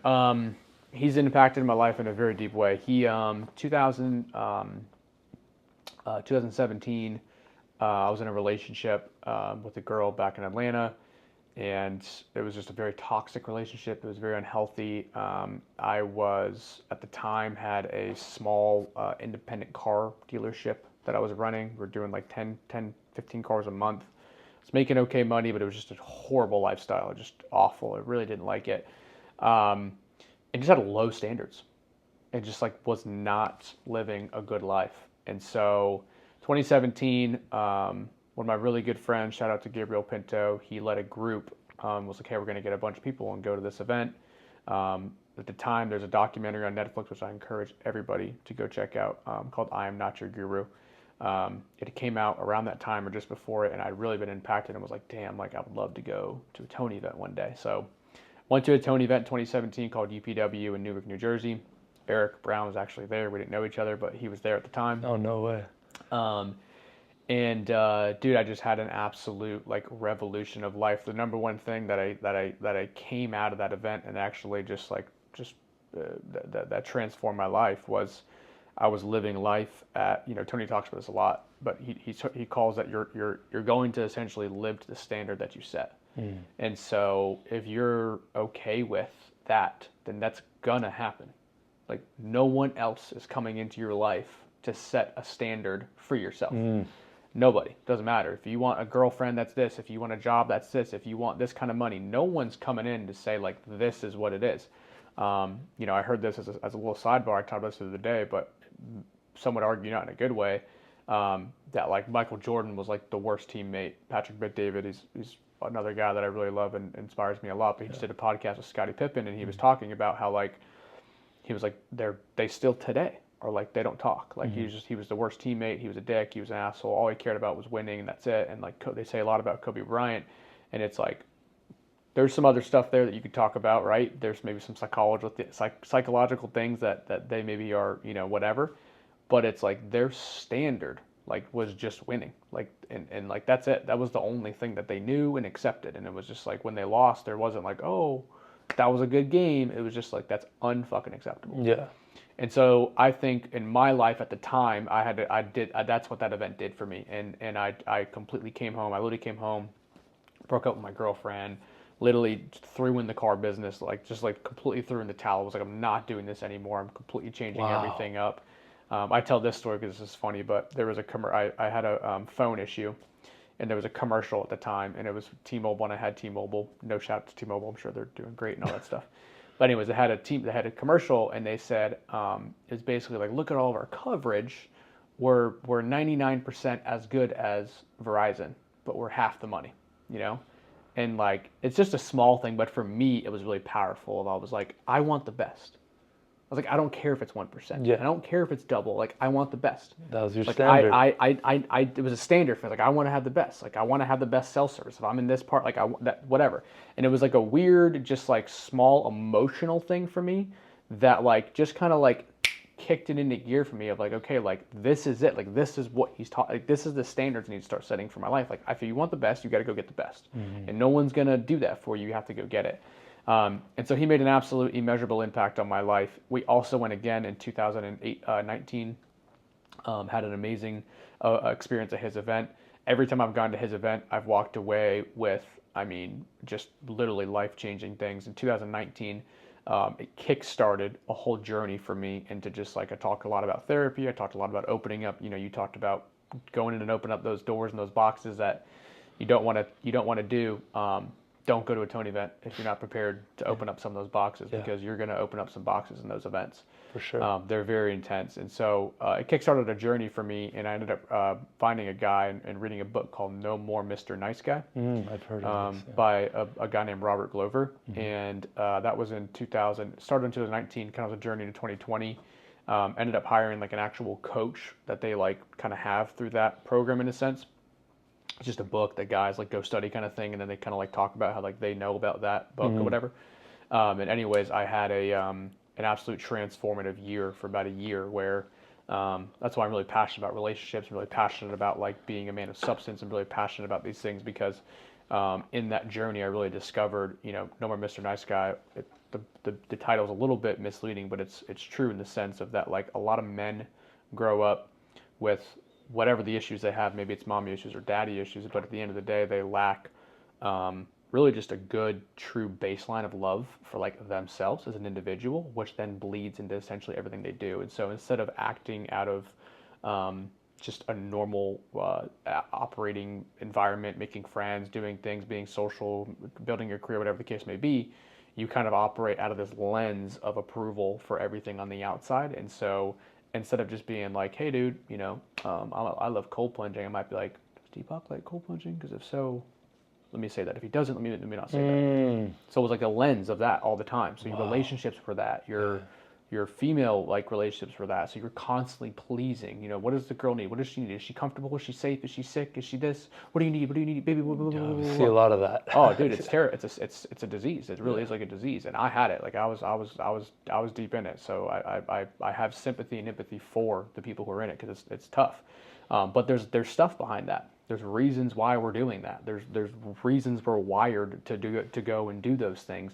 And a lot of times it has to do with growing up. A lot of times there's certain things that, you know, we take on from just childhood and parents and that kind of thing. But, you know, at the end of that, you know, I would say come on the other side of that where you're not a dick, you're not an asshole that people think, oh, if you're not a nice guy, then what are you, an asshole? You know, that's not the case. But that's what the red pill community and stuff gets so wrong. It does, bro. It does. It's not that. It's not this like intentional way of like treating women like they're pieces of shit and being an asshole person. Like you're just an asshole. That's just all you are. There's no other way of explaining it. You're just an asshole. But there is. You hear that, guys? Doesn't make you more alpha, bro, to be a fucking asshole. It doesn't, bro. It doesn't. And I think, you know, that goes way deeper into, you know, you're actually, believe it or not, when you really study that, you're actually doing the exact same thing as a pleaser does. You're just expressing it very differently, which is a whole nother, you know, debate or good conversation for. But yeah, I think for me, it was like I came on the other side of this and really discovered who I was as a man. And I had to go on a journey of like, who am I? Like, what do I enjoy? What do I enjoy just for enjoying it? What do I like? What do I love? What are the things that I'm passionate about? And being completely okay doing those things, having those passions, having those loves, having those enjoyments of life, and not giving a single flying fuck what anybody thought.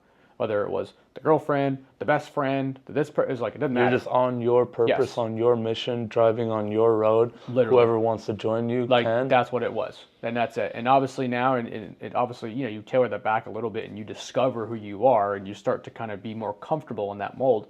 But dude, there was a season of just like fucking, just like, hey, I'm doing this. And if you don't like it, I was like, cool. Well, you had to do a lot of unlearning, and I feel like unraveling that identity it sometimes does take extreme measures. Like a big one for me was leaving my city.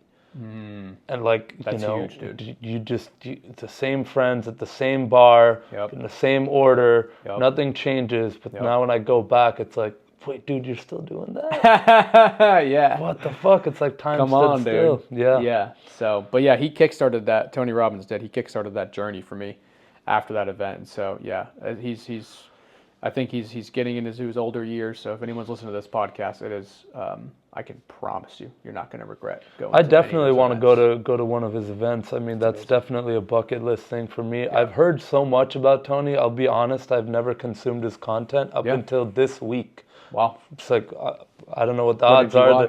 I just watched a podcast where he was on Modern Wisdom. Yeah, I don't know if you know that podcast, but I found it fascinating. And this guy's an enigma. And hearing about his story and how he's impacted millions of lives. And, you know, while maintaining this philanthropy that I'm really inspired by, because something I want to do more of this year is like, not wait until I feel like I have enough to give, right? I think that's like a big thing that I really want to like there's some mechanism here that feels scarcity, that I don't have enough myself.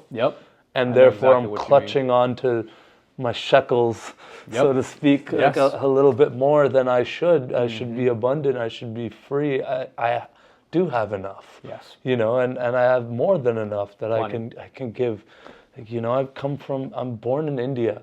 I've been back there like 10 times, and I've seen the lowest level of poverty and the most extreme levels of wealth right next to each other. The slums and... Where are you from? I'm from Punjab, so I'm Punjabi. North India. And but I was born there, but I lived in Canada my whole life. So I'm Canadian. Got it. But all that to say, it's like... I want to get more into Tony's teachings. I found that like the last couple years, I haven't been as much a consumer of content. I just like, it's just too much.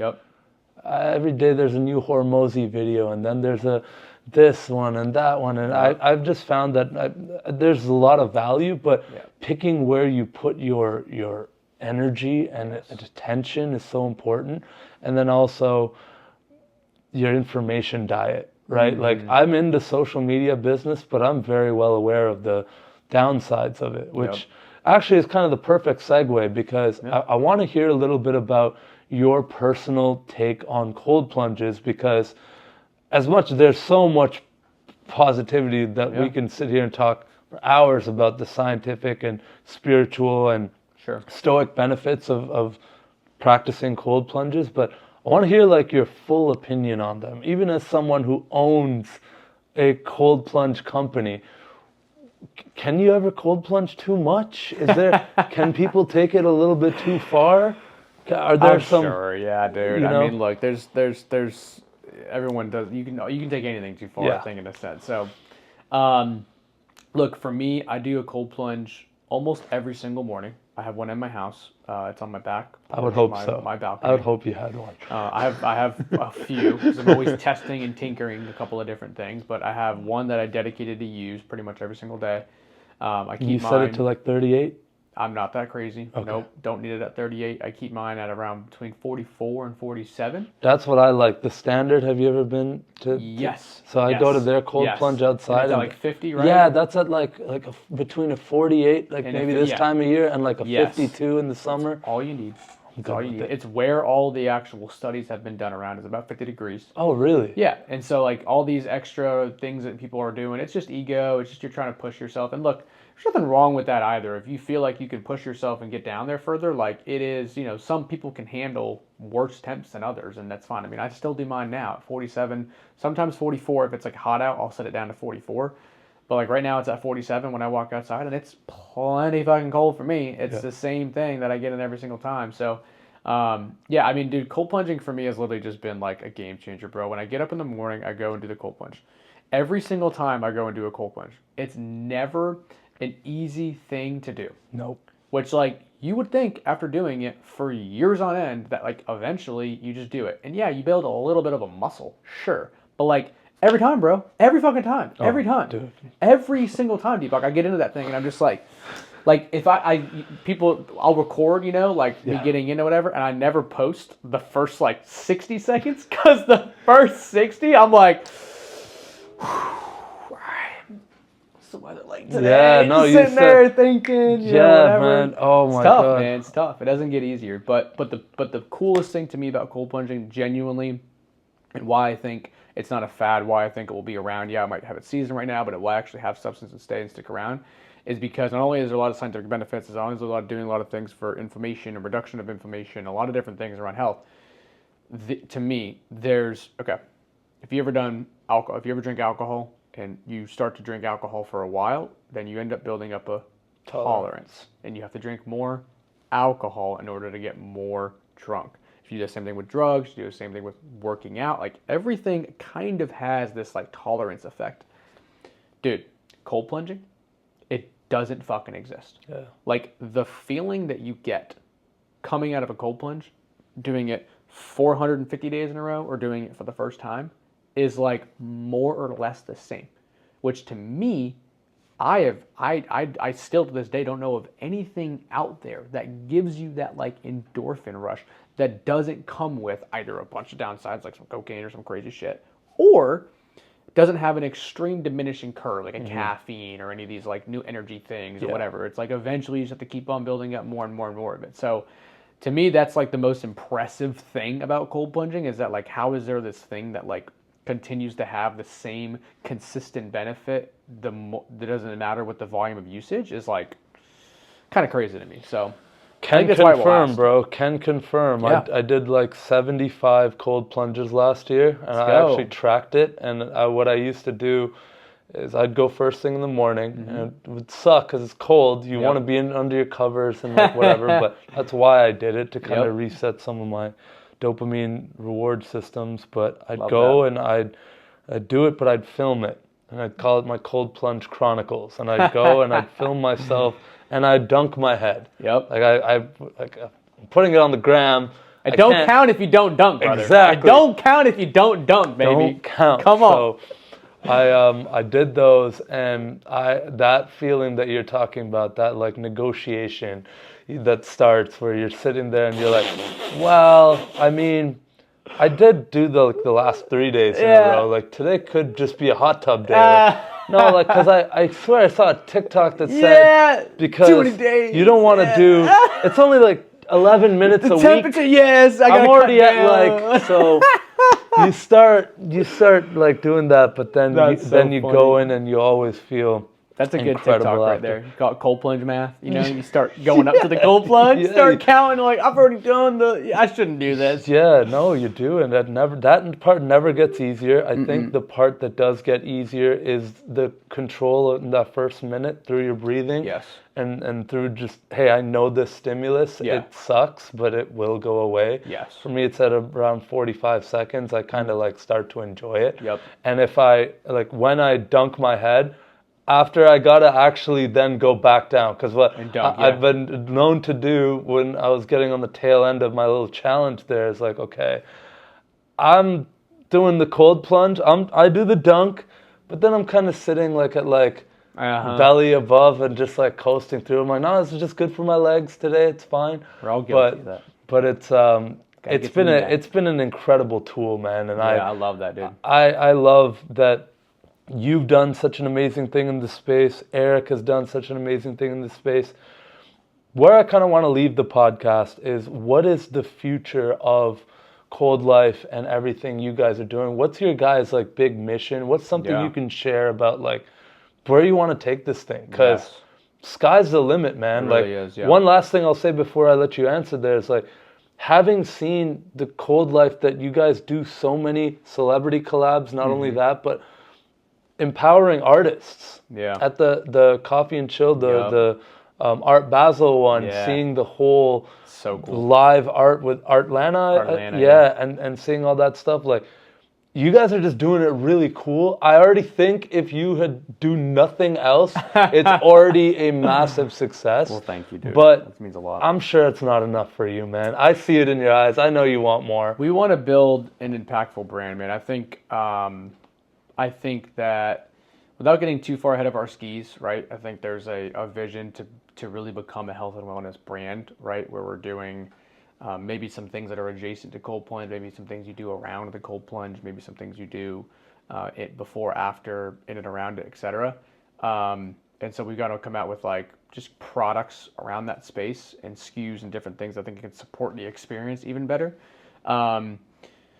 But truthfully, man, it's the real big vision is to become a big health and wellness company where we're a leader in the space. We're creating true impact. We're coming out with our own ingenuity products where it makes a meaningful impact in the space that we're actually entering into, whether it's cold plunging or other wellness things, and do it in a way where our tagline is where cold plunging meets culture. And so like you talked about the celebrities, you talked about the artists. Like our biggest thing when we started this was like, sounds bad, but like we don't want to be a lame brand. Like I don't want to be a square brand, like where it's just like, oh, look at that cold plunge. It's just pure utility. It's just lame. It's just like it doesn't excite anybody. It was like, how do we do the craziest collabs? Like how do we work with the coolest people who have the most influence and cool things to different communities? Like we have cool stuff coming up this year with like different artists, so it's like, how do we tap into a country artist who like 80% of their audience, 95% of their audience hasn't even thought about cold plunging, but this random nut job country artist is actually starting to get into it. And so it's like, cool, now we can actually use his platform and we can start doing partnerships where he's actually showing his audience. And so it's like, he's getting people into health and wellness that would have never Bud Light all day. Are drinking Bud Light all day, right? And so it's awesome to do that, man. And so like, sorry, country fans, I'm joking. No, it's more than Bud Light. Nah, I'm sure you got an acquired taste out there. But, no, but I think for us, that's really our vision, is to really become this known health and wellness brand in the space, and come out with just amazing products along the way that really are going to be revolutionary in their space and do it in a way that people feel connected to it. There's a culture around it. There's a community around it. Like, and the last thing I'll say too is that COVID really, I think, shook people up from a health perspective. We started this podcast off talking about it as joking, but like 5 years ago, nobody in their 20s was talking about literally anything health and wellness related. No. There were some gym bros, but like that was about it. Yeah. It was protein, it was BCAAs, like that was the game. That's it, bro.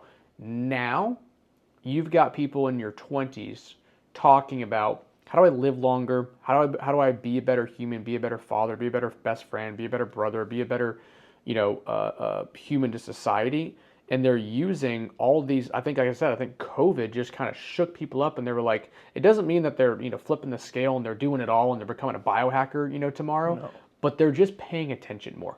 They're starting to just kind of pay attention. They're starting to see, maybe I shouldn't eat that stuff. Maybe I should start to cold plunge more. Maybe there's something to that cold plunge thing. Maybe there's actually some science behind that stuff. Like, it piqued the curiosity to such an insane degree where you started to see all the trends and people started to look at it, cold plunge specifically, but also just health and wellness. And, we consider ourselves in the health and wellness space. That's the industry that we're in, is health and wellness. So I think we just want to be more a part of that awakening. Like, there's just so much of it. Like, people are so glued to trying to learn more and understand more and not eat seed oils. And like, there's, even like with Kennedy and the Maha movement. That's what I was about to talk about. Yeah. Dude, it's just so like, it's never been a better time. It's just so empowering to be around, because it's like, you are not alone. Like, I will say that to the one benefit, one of the many that we have right now, is it's like, we are not just like this super weird, random taboo thing that, like, 5 years ago, if you started a cold plunge company, 2019, 2020, you started a cold plunge company, prior to really, again, the COVID thing, I think it would have been like, oh, cool, like, that's kind of weird. Like, you getting it every day, like, intentionally, like, who the hell does that? You know what I mean? Like, there's maybe some athletes, like, you a college athlete, like, why are you doing that, Whereas to now, it's kind of like pretty mainstream. Now it's kind of like, oh, but I've seen this guy do it. I've seen my favorite celebrity do it, or I've seen my brother's friend do it. Whatever it is, it's more mainstream now.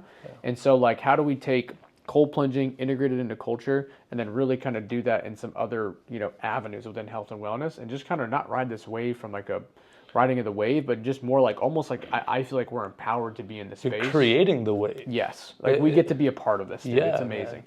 No, and like I said, it's never been a better time with this new administration, no matter how you feel about it. I think something objectively that we can and fucking should all agree on is that this country needs to take its health back. Yes. And it's been given away for so long to so many massive corporations that don't care about you, that don't want to prevent anything. It's all about selling the cure.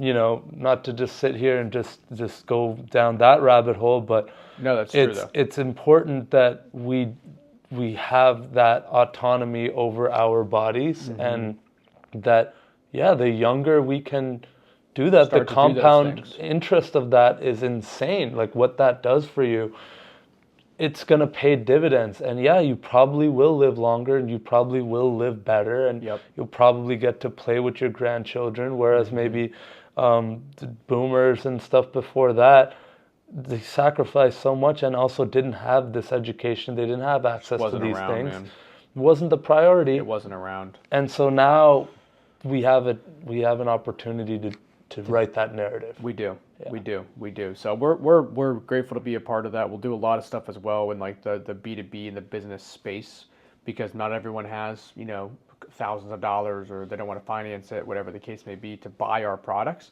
And we totally understand that. And if you don't have that, then I get it. But there's so many of these places, right? There's so many facilities and wellness centers and gyms and spas and boutiques and there's so many places that are getting them, and we have our plunges in now hundreds across the country, different places all over the country. Bro. Thank you. We're grateful, and we're growing it more and more. And that's honestly a sector I love a lot right now, because obviously from a business perspective, you're selling to a business environment, right? And so you get to have that. It's a different sale than you are talking to a customer. But are you doing like more of like a recurring like rental model from them, or is we it don't, still no. We don't. like we a wholesale sell price? to a few companies who actually end up inventorying our products, and they'll actually go and install them, and then they'll rent them out. They'll do like trial programs. They kind of run their own. Yeah, they run their own thing. But you're still just moving the units. We're just we're kind of the supplier of the goods, if you will, and then we let everybody else do their thing. But I think it's a really cool. It gets exciting because not only do we get to, in those experiences, we're not just impacting one family's lives with a cold plunge. We're impacting a lot more, because they're bringing in all their members. People are trying it for the first time. Like, it's cool to see that, especially when you get to see like your product out there, people trying a cold plunge for the first time. Yeah, like it's awesome. It's just a cool experience, man. So it's fun. We're really excited about that avenue right now this year. I love it, brother. We got to get a cold plunge in together. We do, bro. We got to do one. I'm so down to come by, check out the facility. I can't wait to keep building this relationship. Yes. I really vibe with you. I have so much respect for you. With the last moments here, tell people how they can get in touch with you. Yep. Learn about Cold Life. Buy one. Yep. Now's the time to shamelessly promote, brother. Absolutely, bro. So find us on Instagram. It's just The Cold Life. We're on TikTok, The Cold Life. You can go to our website, thecoldlife.com, so you can go check out all of our products. I'm on Instagram as well, just at Kyle Ponton. Same thing on TikTok, if that's still around, whenever that is. And just started posting some content the past month or two, and just actually really sharing a lot of behind the scenes stuff. So post cool videos of just stuff that happens throughout the day, problems, logistic stuff, employee stuff. It's just fun stuff to just kind of get some behind the scenes action of what's happening. So and you're gonna be really happy that you did that. That was the main premise of me starting this podcast originally. It's if I have kids or grandkids one day and they ask me what I was doing when I was 25, 26, exactly. Go on YouTube, kid. You can see. It's cool, man. It's cool. Awesome. Documenting the journey. Awesome. So no, I appreciate you, brother. Thank you so much for coming on. It's not that deep, man. This is awesome. What an amazing pod. Good stuff, Love man. It, bro. Appreciate you, dude. Woo!